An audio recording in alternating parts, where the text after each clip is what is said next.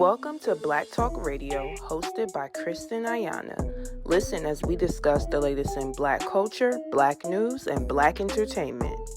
What's good, y'all? It's your girl, Kristen Ayana, and welcome back to Black Talk Radio, where we discuss the latest in Black culture, Black news, and Black entertainment.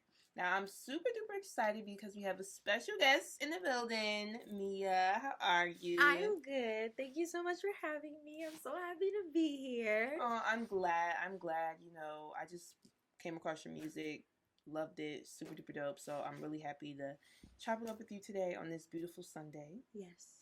So first things first, can you just tell everyone who may or may not know where are you from, and of course, you know, what made you start getting into music?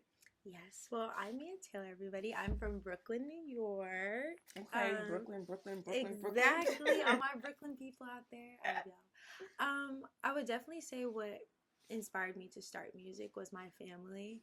I grew up in a musical household. My aunt's a singer. My grandfather was a musician. He played steel pan. So it was like really instilled in me, and I was always like surrounded by it. It's part of my upbringing. So I was just like, at first it was a hobby. Now I'm just like, I really fell in love with it when I was around 14. So, and I've been doing it ever since. So yeah. Oh wow! So at 14, what type of things musically were you doing? Like, were you performing in school? Were you like recording in the studio? What was that like? Yeah, so at 14, I met my mentor. I would say I met her at 13, but 14 was when I decided I wanted to be an artist. I was singing part like on the side because I went to school for dance. I danced professionally since I was 3 up until like 18. So in my mind, I thought I was about to be this whole like ballerina dancer, and like God was like, nope, we have a different plan for you. But yeah, I started dancing. So I danced, and then I started taking music more seriously. My family found out I can sing when I was 10 years old. I was at a dance camp, and the director was like, we need somebody to just sing. So she just started making all of us just start singing, and she was like, oh, you're actually pretty good. And she put me up there, and I sang Hopelessly Devoted from like Grease. And then like my parents were at the show, and my dad was like so nervous. I can just see him, and he was like, I was so scared that you were about to embarrass yourself, because he had no idea. But granted, I was singing the entire time with my eyes closed. This is when I was 10, and then I told my grandma, I was like, I want to be a singer, I don't want to dance anymore. But my parents were like, no, you have to finish dance, like you paid for this. So then my grandma introduced me to my mentor today. Her name is Coco Sarai. Shout out to her. And at 14, she was like, do you want to be a singer or do you want to be an artist? And I didn't understand the difference. And then she showed me that like being an artist is a full-time job. Being a singer, you know, you can just do backgrounds, you can just sing in front of people, but like you have to become your brand. So at 14, we was in her home studio, and like I recorded, I think, I'm trying to remember. I think it was Home by like Diana Ross. And after that, I was like, I want to do this forever. Oh, so yeah, wow. That's my story. My long story. No, that's good. I love that. That's really interesting. I love that your mentor was able to ask you, you know, do you want to be a singer or do you want to be an artist? And then you touched on just the importance of really being a brand. And that really reminds me of your latest single, Traitor Joe. It's really dope. Super dope concept. The branding behind it is insane. So can you just talk to us about that and like how it came about? Oh yes, of course. First off, I'd like to thank my team because they're amazing, and we put in a lot of time for Traitor Joe. I think it really stemmed from our habits of doing more like of double entendres, just trying to be more fun when it comes to promoting music, because I feel like a lot of people forget that that's an important part of being an artist. Is yes, it's to have good quality music and music that people will love, but also to have content that people will enjoy, and that they won't forget. So like even if somebody doesn't like the song, they'll be like, oh, this is the girl that's wearing a Trader Joe bag. Why? And I'm like, oh, because I'm a singer and I have a single. And I think the inspiration behind that just really came from the first line of the song. And then I was like, how can we like, you know, promote this song? Like, how can we get everybody's attention? And then I'm just like, let's just play off like, you know, Trader Joe. So then we took it and we literally ran with it. And I think that's just been our thing ever since with the whole rollout. Yeah, it's really dope for sure, and it's amazing. And I also feel like you are really like expressing yourself on that song. Talking about somebody that maybe had you messed up. At So least no. I have to ask, how important is just being vulnerable in your music? Would you say as an artist? It's very important because I feel like I go back and forth with this a lot because it's like your music is like your baby. It's like your little diary. It's so precious, and it's like it's hard to just take something and like rip it out of your book and give it to the world. So it was I don't think it was difficult, but it's just something that I go back and forth with myself a lot. Like, how much do I want people to know about me? Or like, sometimes it's beautiful because music can also be interpreted so differently. Because like I probably wouldn't have been through that situation, which I have though. But I'm like, and nobody would know. But as long as it resonates with others, I've fulfilled my, job as an artist. But yeah, sometimes it's hard because I'm like, I don't want people to hear this. Like, this is just for me. But other times I'm like, oh, this is what I'm doing it for. So right. And when you are placed in, those moments of like, this is hard, like, I don't know if I do want to put this out, what are things that you tell yourself to, like, I guess, overcome that? I think it's just the support of my tribe. I say the people that I'm surrounded by who are just reassuring that like it's okay. Like, don't be afraid to give yourself, you know, to others, and like, to an extent. Like always having boundaries of how much you're giving to them. But I feel like it's a battle between me, but like just the support of others just reassuring me that like it's okay, it's okay. So I kind of need that little push, or we probably wouldn't even be here. Traitor Joe would probably still be on my computer in the archives. In the archives. Yes. No, that's dope for sure. And you've been talking about just like your team and your tribe. So I always like to ask artists when they come here, how important would you say is having a team as an artist? And of course, like how was your team formed? Oh, I love this question.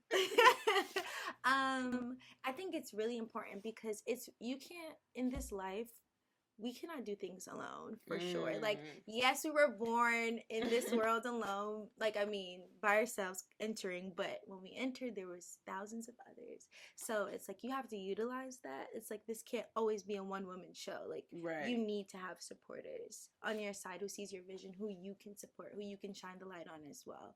But it was really random how I built my team. I was very passionate about this one project, Mango. And I was like, I have this vision. I just need support. So I went to school with Alma, who's my A&R and marketing manager, and we went to college together. So we were doing like a lot of like DIY, shoot some content, and we were having shows in school. So like we were hustling in school, hanging up posters, promoting shows. So we were like really prepping ourselves to where we are now without even expecting it. And then my creative director and strategist, Zora, I went to high school with her, and she always had this energy like of just like passion, and like I don't even know what the hell she wanted to do for real. So I just like hit her up. I was like, hey, I want to do this project, and I'm not really sure what you're doing with your life right now, but would you like to be a part of it? So then I set up a meeting with her, Alma, and my stylist, Serena, who actually I've known in dance school. And I've known her since we were 10. And she's been styling me since like I had a first photo shoot. I think I was like 16, and she had to be like 14 years old. So we were children playing around, and now like she eats every time. So like I had a meeting with both of them, all three of them, in February of 2021, and now we've been inseparable ever since. And we had Mango, Things I Never Said, Traitor Joe, and so many other exciting projects coming out. So I love that. I love how it was really organic, and you knew everyone like from a past like encounter. So it was really cool to for people to just who are watching this to learn that like networking across is really important, but also that you really never know like who you meet and how they'll like impact your life later on. Yeah, or who you stay next to, because I'm going wherever you go. We're about to go up. Okay, to the moon. To the moon. So she will have me back again. Yes, more combos. And I will support forever. I love it. I love it. I love it. I always like to ask my artists, what is it like being in the studio? Because I've heard some of the craziest things. Some people have to record in the dark, some people, they need the liquor got to be on deck. This one girl told me she has to have a blanket, like it's mandatory. So what is it like for you?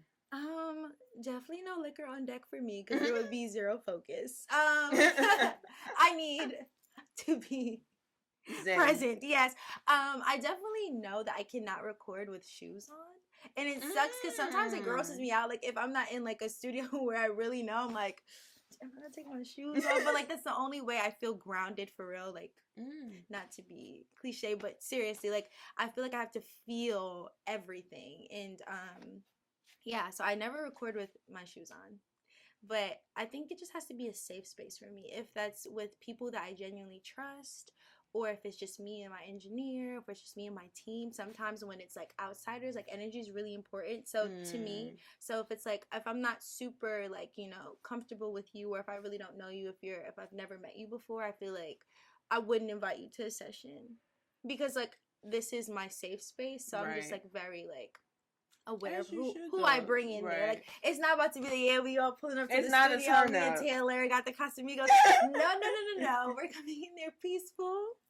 Yeah, so it just depends on the energy surrounding me, and like no shoes. No shoes allowed in my studio, guys. No shoes really got it. I didn't hear that one yet. I'm glad you shared that with us for sure. But I do think it's really important to create the space that you want as an artist, and especially, you know, if you are going to be vulnerable, right? Because I think that goes back to the point of like having your tribe and like having people that will make you feel okay creating that type of music. So that's really important as well. Now, something I want to get into is that like I noticed you do a little bit of R&B, you tapped into a little bit of like soca, Afro fusion, I would say. So how important is like not boxing yourself in as an artist? Because I feel like when viewing your music, it is very diverse, but you also do it well. And I think that's very important because we are in an era of artists tapping into different genres, but I don't think everyone can do it well. So I do want to talk to you about that, and just like how was that process, and like how did you get to that point of just being so diverse? Oh, I appreciate that. Thank you. You're welcome. I think I'm still learning that, and I'm really going through this phase of just making sure I release things that feel good. And it doesn't matter the genre it may be. Sometimes it's just like if it's a soca song that I just wrote and I'm like drawn to it, I'm just like, this feels good, I need to release this. Or if it's like an R&B song, something like Traitor Joe, it's like completely different from Mango. Right. And it's like, but these are two projects that are very like personal to me and I was passionate about.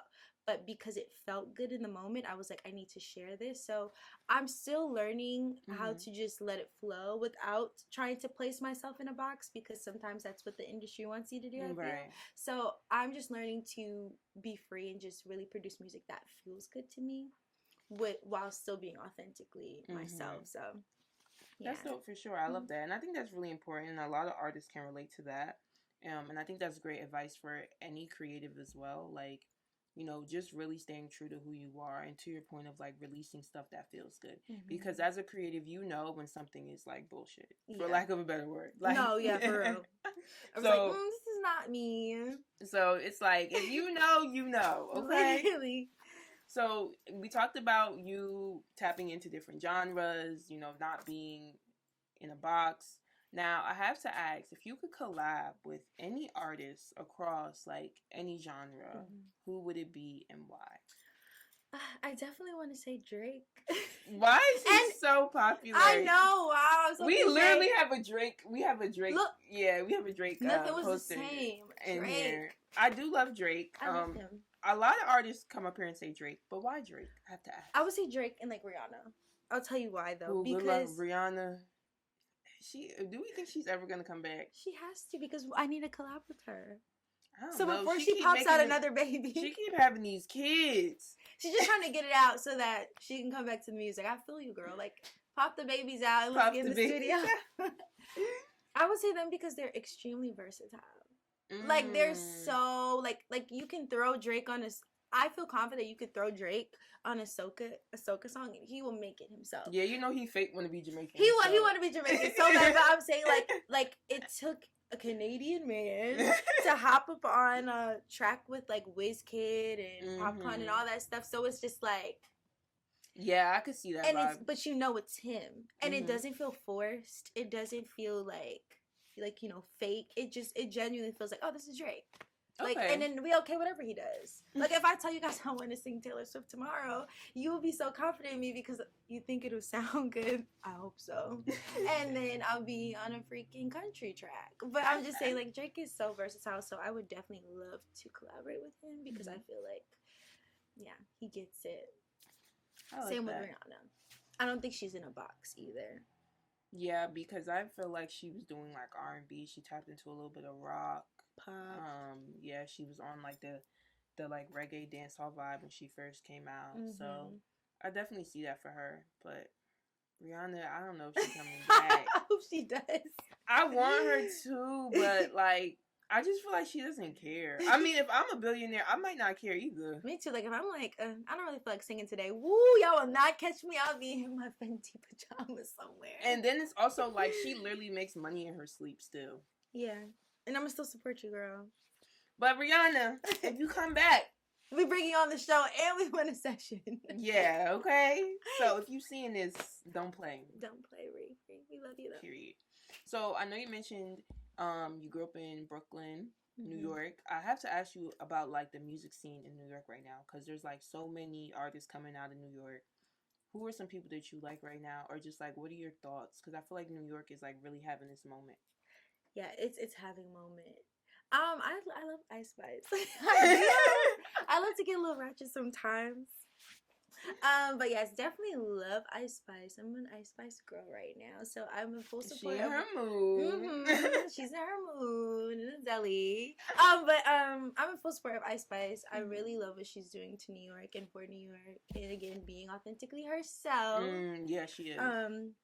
But yeah, shout out to us and shout out to Ice Spice and shout out to all the New Yorkers. Yeah, for sure. I love it. I love it. Like I feel like the thing with New York is that I do see a lot of artists working more together as well. Very true. So I'm really loving like the unity, because I think that definitely helps like push the culture forward. 1,000%. And it's a lot of females too. I love that, like Lola Brooke too. So I'm like, shout out to us. We're doing it. Shout out to the girls. Yes, so the girls are doing it. Now, just speaking of the girls and just being, you know, like a woman in the music industry, a Black woman at that, what has your experience been like? That's a great question. I feel like my experience as I'm still finding my way through the industry has been very interesting. But I try to, again, keep myself extremely grounded and always be truthful to who I am and where I come from, and not forgetting how I look and how things can come across to other people or said to me, and just not internalizing them. So I feel like I'm a woman of faith, so I always just try to find peace in anything that I feel, again, with energy, from whether it's just being in a male dominant industry or just like, you know, not people of our color, but always just remembering who I am and not letting anybody determine that for me. So I'm a very grounded person, and I always, whenever something feels off, like, I gotta just step away and I gotta come back and I gotta pray on it, and I'll be like, okay, where were we again? Right. Because if I let that consume me, which I've had before, I don't think I would be the healthiest of people at all. So yeah, I love that. I definitely think like just being in the industry, you really do have to have those moments of like, I always like to say, none of this is real. I feel like being in like entertainment as a whole, like sometimes it's very easy to get extremely consumed by it, but like it's always good to really take the moment to like step out, right? 1,000%. And then you see like so much more of what life really is. So I think that's a dope point for real. Yeah, because not everybody is for you either, or not everything is for you. Every opportunity that may seem so like high and mighty, it's like, again, with like supporting those who are around you and not like above you, if you want to say it in that sense. But like, yeah, I think it's just important to just really read the room and not just go after everything that seems exciting, because it probably isn't for you. You get in those doors and it's like smack in the face. But yeah, definitely have to be strategic. Now, speaking of rooms, I did see you recently had a show. I did. How did it go? It looked really good. Thank you. It was good. I haven't performed actually this entire year. We were taking a little bit of a break to just focus more on like the music and stuff, but it felt really good to be back on stage, so I'm excited for 2024 and more opportunities. So yeah, I was excited. That's good. I love that. How do you feel like internally when you perform? Like I have people come up here and say like they feel like performing is like a special high or all this crazy stuff. So what is it like for you? I would have to say I get so nervous. Like it's crazy. Sometimes it depends on the room or the show where like the beginning is always like, okay, whoa, somebody just pushed you out there, and then like in the middle I start feeling free and I start having more fun. I'm really getting into the habit of just trying to just go straight into it with that energy, but I love I love to perform. I love to entertain. I think I'm the same off and on stage, so there's nothing like really extravagant like, oh, Mia's about to blow us away, she's about to be Sasha Fierce. It's literally the same girl, so it's like little quirky, little goofy here and there, but I love to entertain, so like I love performing a lot. That's my favorite part actually of being an artist is performing. So okay, I love that, and I'm definitely ready for more shows in 2024. I'm gonna just send me the details so I could pull up, because it sounds like you're really gonna be putting on more shows for us. Yes, I can't wait for you to come. Yeah, it's gonna be good. And now my final question: if you could leave your supporters with one thing to remember about you, what would it be and why? Ooh, always remember, y'all, that I'm the I'm the mango queen. No, I'm joking. If it's one thing I would want everybody to remember me by or leave off with, is that go stream Traitor Joe and become a mango seed and follow me and join us through this journey. Awesome. I love it. Well, I just want to thank you so much. Give your handle so everyone can follow you, all that jazz. Yes, you can follow me at Who's Mia Taylor on everything. And shout out to you, because thank you for having me here. Thank you for coming. It was definitely fun, and of course we're wishing you nothing but the best. Thank you.